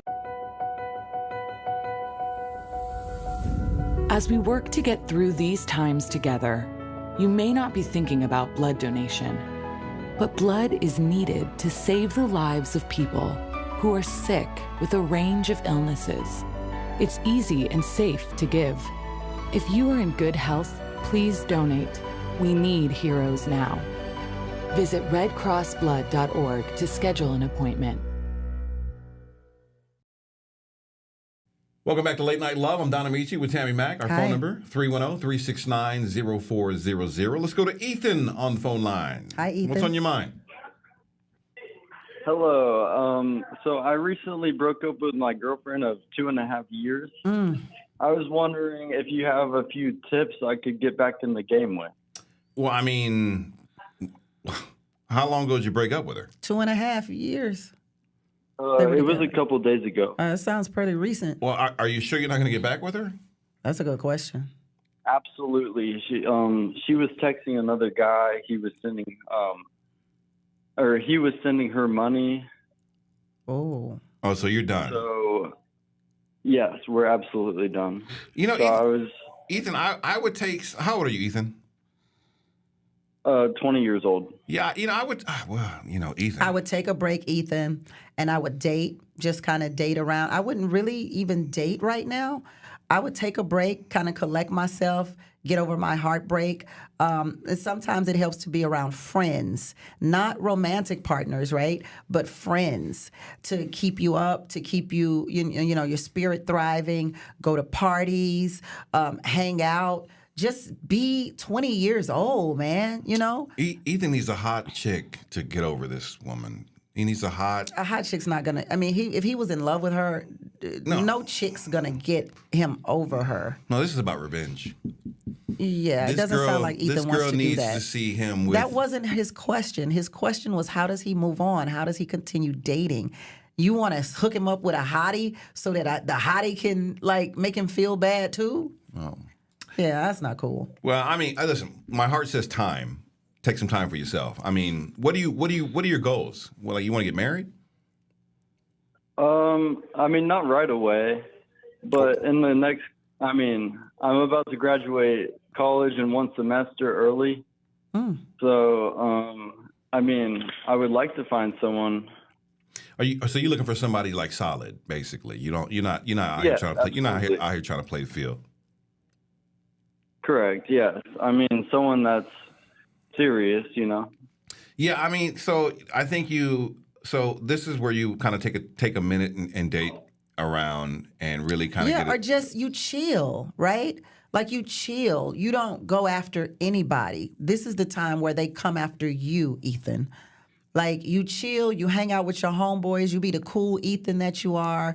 You go to dances, you go to clubs, you hang out, whatever it is you do with your friends. And who knows, it may be someone that's close to you that you've not even had an experience with that could morph into something more. This is the time where you just be yourself. You're allowed to do you now, Ethan. Just do you.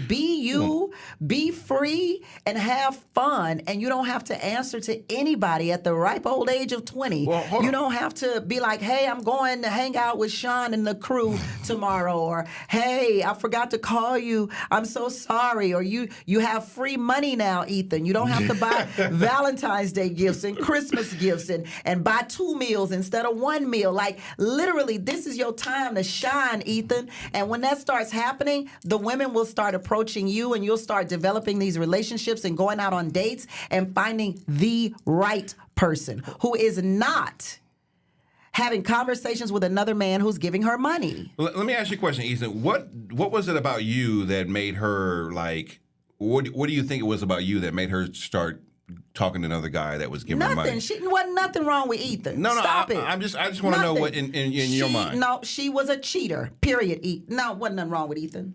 Go ahead, Ethan. I'm sorry. Yeah, I would just say maybe a little emotional disconnection, you know, not understanding how to show that emotion that you feel for her. Okay, so maybe somebody else was talking to her and just maybe, you know, showing her attention, a little bit more attention. I think that's right. All right, so I think that's something that you could possibly work on. And I listen, cheating is wrong. I'm not saying that she should have cheated on you because of that. That's she should have just broken up with you if that was a problem in the relationship, or at least you guys could have went to some kind of counseling or something like that, or had a conversation with you. Does she want to get back with you, Ethan? What? That's a tough question. I haven't spoken to her since the separation. Yeah, but like his pride's on the line right now. Like, how does he go back to, like, she's texting another guy, he's sending her money. I'm not asking him to go back. I just wanted to know if she was trying to come back to him. Yeah, of course she's probably going to want No, he said he didn't think so. He hasn't talked to her. Yeah, definitely. Yeah. I mean, so I would love so that's a good thing to do. Like, I would kind of work on becoming a little bit more emotionally in tune with yourself, and then also the next relationship you get into, because women, that's one thing women do like, is they like attention. You know what I'm saying? And as much as we feel like we don't need to, like, give them that attention, because if we're there, that we feel like that should be enough. But they like to be told they're beautiful. They like to be asked about their day. They love to talk. You know, there's a lot of they require a lot of time and attention, and that you have to give them that. And so that's something that you might want to kind of work on for the next relationship that you get involved with. Yeah, I hope that helped you, Ethan. Did that help any? Yes, you guys are a big help. I appreciate you guys. Hey, Thank you. Good and luck, call man. us back and let us know how it's going. All right, Ethan? All right. Yeah, that sounds lovely. Thank you. Thank you. Oh, yeah. He said, yeah, that sounds lovely. Now, listen, I forget what it's like to be, like, 20 and young, and it's hard out there trying to, like, And that's date. why he should be 20. That's why I'm like, don't go rushing into another relationship, Ethan. Be 20. Like, you will never be 20 again. You will never not have problems again. Like, when you're 20 and you're like, it sounds like he's not like a serial dater. Like, sounds like he's a relationship guy. You just, you know, you like that love of being in a relationship. But when you're 20, you don't really know how to. Yeah, that's like, deal cool. with But I'm just saying, be 20. That's all I'm saying. Being 20 for a woman is different than being 20 for a guy. I No, think. it's the same. You it's were even better for a guy. You were a serial dater when you were 20. Not really. You had 20,000 dates all the time. Yeah, I went on dates. I was being 20. Right. I was going on dates. I wasn't a serial relationship person. I was going on dates. I was having fun. I was being 20.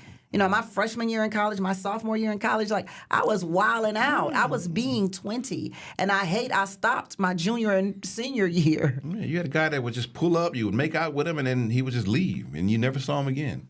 What was that guy's name? Tell all my business. Yeah, I think his name was Radio or it something was like Senior. Senior would come to the dorm. She didn't know nothing about Senior. He would come up to the dorm. What's up, baby? No, he yelled. Oh, he yelled. Hey!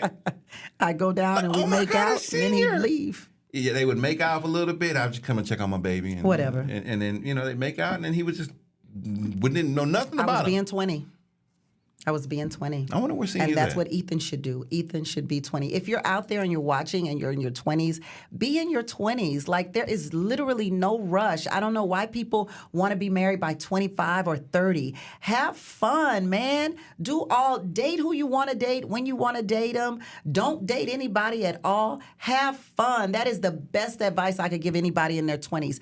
Be in your 20s while you're in your 20s, because when you get to your 30s, 40s, and 50s, you are going to want to go back. All right. Do people who keep a roster poster, let's see, do you know people who keep a roster? Yes, I do. I sure do. I've been guilty of keeping a roster. I feel like they insecure. Poster Malik D. Lewis says they are afraid to face their feelings. One of the reasons I feel like a lot of people are single nowadays is because everybody is treating everybody like options instead of human beings. You feel what I'm saying? And that goes for women and men. And I feel like a lot of people playing in the streets instead of trying to actually know who somebody is and form a real relationship with somebody. And it's not normal, bro. Like, that's not normal. It doesn't matter how much we normalize it. I just don't feel like that's normal. I know that's not normal. You feel what I'm saying? But a lot of people falling for that trap of just having so much people on their phone. You got one person on your phone for this. You got another person on your phone for that. How you ever gonna really form deep-rooted relationship with somebody? You know, how somebody ever gonna really get to know you if you're not vulnerable enough to give yourself to one person and see where it goes? You feel what I'm saying? But a lot of people, they don't want to be vulnerable no more. Maybe love broke them. You feel me? And they want to be in control all the time. And that's why they have so many options. And that's why I feel like a lot of people are single nowadays, because they're not vulnerable enough to figure out what love actually is. They're not vulnerable enough to figure out, you feel what I'm saying? Okay, let me be in a relationship with this person and see where it can go. And if you're not vulnerable enough to try it out, then you might be missing out. You feel what I'm saying? So I think for a lot of people, it's just easier to, you know, have a lot of options, but that's keeping people single because it's only filling a void, and it never really gets filled though. Like it's putting a Band-Aid on a bigger problem. I think Big Bro was on somebody's roster, and he sounds a little hurt, you know. But everything he says is absolutely right. Yeah. Spicy Marty was telling me that there is there are two types of relationship. There's a relationship, then there's an intimate relationship, right? And she had specific names for them. I can't remember them, but she comes back on the show, you know. And one is, I know you, right? I know you because I know your name. I know your mom's name maybe. But if I have an intimate knowledge of you, then now I know that your mom is in a nursing home and that she loves her cat, and that she, you know, there's a deeper level. Is a deeper level of relationship. And I don't think, I mean, the brother's right. People do not get into that deeper level of relationship with people anymore. But then I do think that social media makes it really frightening to enter into a relationship if you're looking at all the advice that's coming at you at one time. Yeah, because people will go down deep dives on like, they'll try to, I don't know, make a snap judgment off of your personality or who you are just by looking at Instagram videos and trying to psychoanalyze you. Well, but I'm not saying that though. I'm saying watching these social media videos about relationships is keeping people a little bit fearful too. You mean because once you watch one video, it becomes a part of your algorithm. So now all you're seeing is what's wrong with relationships, what's wrong with women, what's wrong with men. They don't want to get too... And so you're a little afraid, you know, especially... To open up? Yeah, you're afraid to get into a relationship and get serious about people. I do feel that way. I do feel like it's hard to for people just to crack the ice and just let everything just... be vulnerable, I guess. Yeah, and take a risk. Take the risk on love. Up next, a woman who doesn't like to be called queen by her men, or by men, period, I say, when Late Night Love continues. I don't like that either. All right, cool. I don't like that.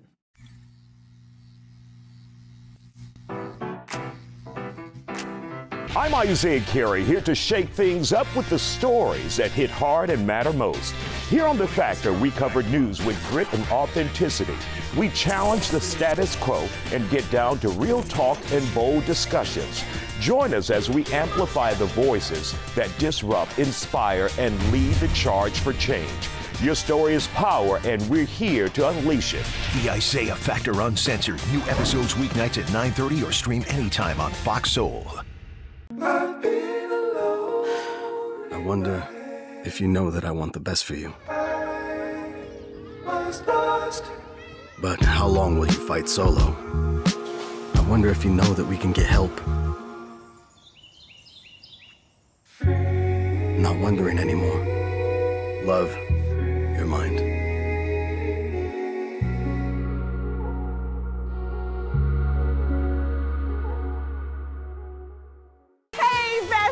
What is a bestie? I like you. She's fun. It's about to be a She's always looking out for you. Since you're my bestie, I will handle it for you. She makes you think. Here to uplift and empower.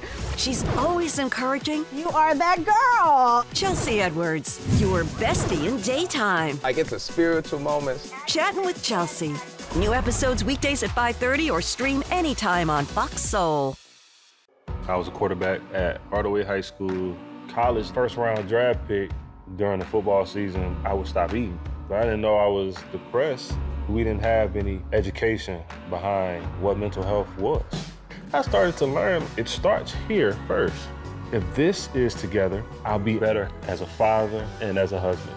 We have to redefine what being a strong man is and heal, love your mind. Welcome back to Late Night Love. I'm Donna Amici with Tammy Mack. Hi. We're talking about relationships and love. Let's go to Eric on the line. Hi, Eric. Hi, how are you guys? All right. What's your question? So I was talking to this girl, around October, I was trying to talk to this girl, and I asked her out on a date, and she said yes. 2 days before the date was supposed to happen, she ended up ghosting me. I didn't really think much about it. Like, I was looking for a relationship, but not really.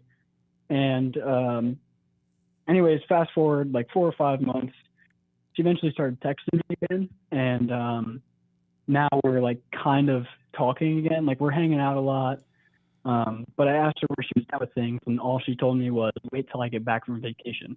So I'm kind of trying to see where you guys, what you guys think about it. What did you ask her what?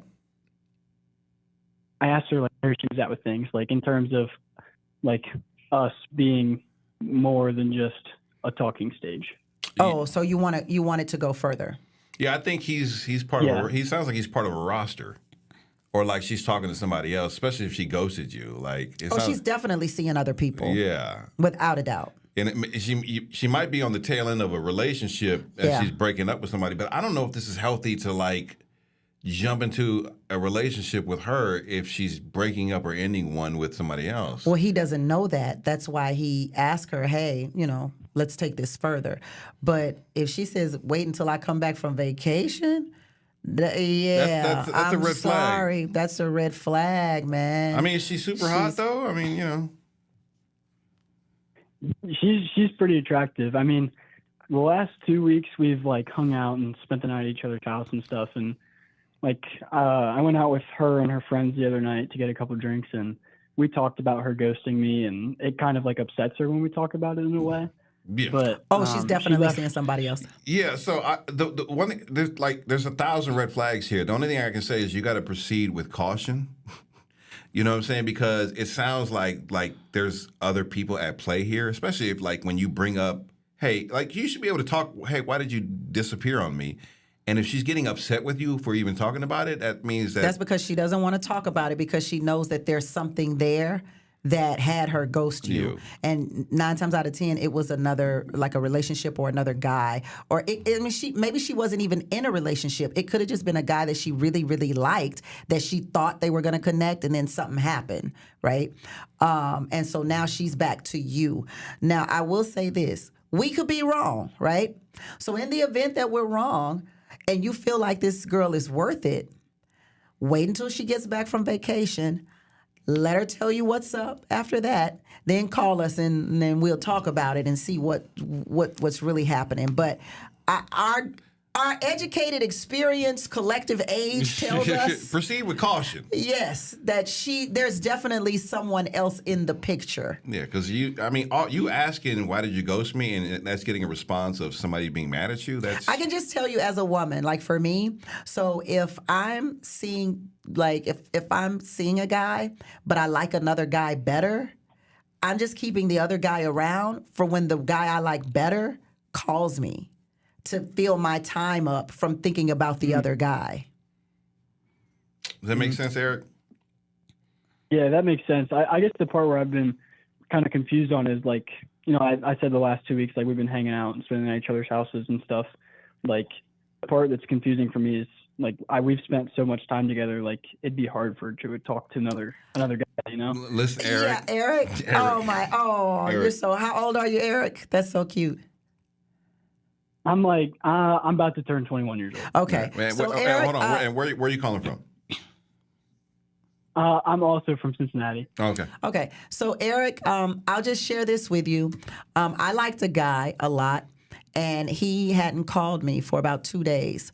So I started hanging out with another guy who liked me, and I spent the night with him for 2 weeks.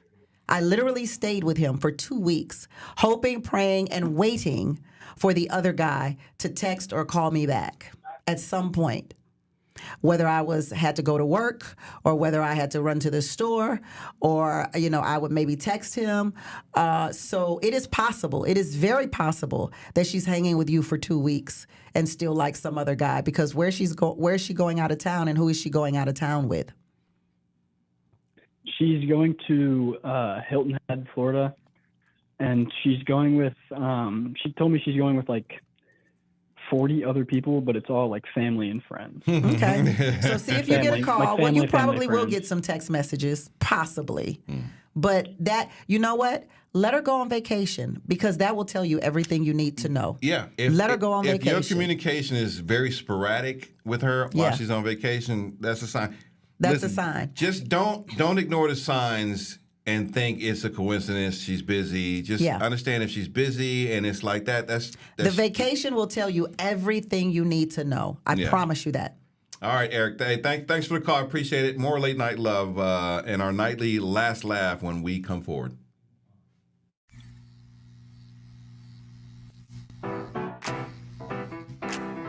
Well, on Fox Face Off, we tell the raw, unadulterated truth. Fox Soul Face Off. We are given the platform here with no fear. Always comes out swinging. We should be saying, hey, stop shooting and killing people. Nothing held back. They wanted black hip-hop moguls and artists to continue the feud. No punches pulled. And shut the hell up. You interrupt me all the time. Tune into the show where opinions collide. Fox Soul Face Off. New episodes weeknights at 9 or stream anytime on Fox Soul. Ready to lose track of time the best way possible? Rolling! From the funniest videos to the wildest things online, we do the scrolling so you don't have to. It's Usher. He had that synthetic hair melting. You hear me? Why y'all talking about that lady hair like that? Ain't he alone? Catch us every weeknight, 7 p.m. Central on Fox Soul.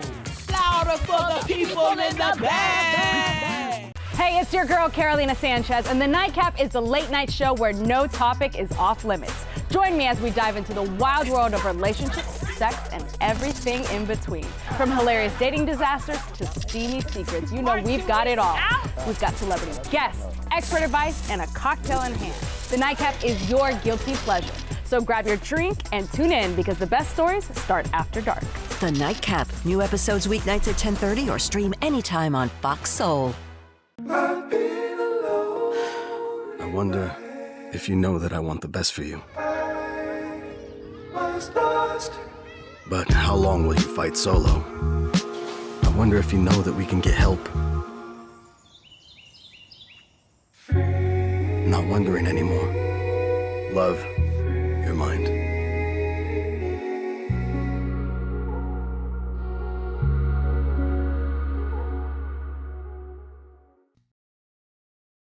Welcome back to Late Night Love. I'm Dr. Nicci with Tammy Mack, Dr. Tammy Mack.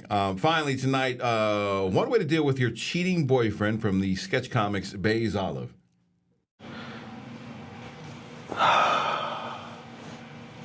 What's wrong? I cheated on you last week, and it's been eating me up, so I had to tell you. You know, you don't deserve this.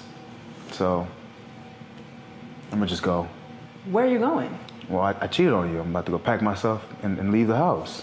Why? Well, because usually when someone in a relationship cheats, they break up. You can't quit me. But what you are gonna do is catch these hands. I don't understand where you're going with this. We are going outside. You're gonna catch this spade, and then I'm gonna cook dinner. I'm frying fish tonight. Baby, I'm not putting my hands on you. Who said you was gonna land a punch? Either you catch these hands, or you gonna catch my brother's hands, all 4 of them, my uncle's hands, and my dad's hands. It's probably gonna be some feet up in there too. So what you wanna do? I'll just catch your hands. All right. All right, cool. So after we eat dinner and our food digests a little bit, you gonna take me to that chick's house you cheated on me with, and we gonna jump her. We gonna bring your ass on. Come on, squabble up. I mean, that's one way to stop somebody from cheating. That's one way. I mean, if you got to catch these hands and put hands on, or get jumped by the uncles, I think that's really one way to stop cheating. Like you really, this is where I'm with it. Getting your ass whipped might actually work. Let's throw them hands. Wow. Throw them bows. Throw them bows. Like Ludacris say. Yeah. Throw them bows. Sometimes punishment does fit the crime. All right. You gonna be anywhere this week? This week? Today's Tuesday, right? Yeah, I know. I'll be back here Thursday. You'll be back here Thursday? I'll be back here Thursday. You can catch me on the radio every day from 3 to 7 p.m. on 102.3 KJLH. Or if you're anywhere in the country or in the world, KJLHradio.com. You can catch me your local time. Comedian Ron G and Spicy Marty tomorrow, right? Is that right? All right. All right. The Listening Lounge is coming up next. This has been Late Night Love. We're here Monday through Friday between 8 and 10. Pacific Standard Time. So we enjoy. Hopefully, you enjoy us every single night. As you can call into the show or Zoom into the show. It's Late Night Love, everybody. My name is Donna Michi, and I'm Tammy Mack. And we'll see you guys tomorrow on Late Night Love.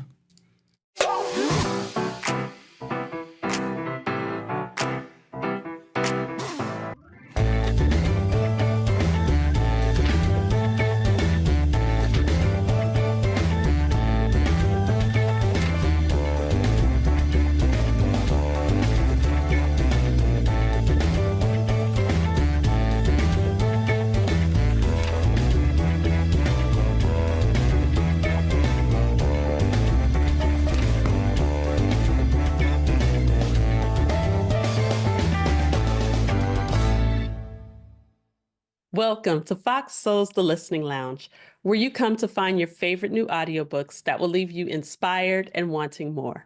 I'm your host, Derica Abraham. This week, we are showcasing Oludera Adio's Self-Care for Black Women, where she details 150 self-care exercises designed